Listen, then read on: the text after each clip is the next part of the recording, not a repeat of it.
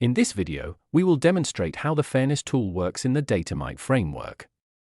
First, create a new fairness analysis project by adding a name and description. Then, select a data product as your input. Next, apply a pre-processing filter. Here, we keep entries for white and black race, with age above 17, and remove the duplicated education column. This prepares the dataset for analysis. Now, define a fairness query. This represents the hypothesis we want to test. In this case, we examine whether white individuals are more likely to have income above 50,000. We also add an association analysis to better understand the relationships in the data, and configure a classifier to compute fairness metrics such as equalized odds and equal opportunity. Finally, run the analysis and review the results.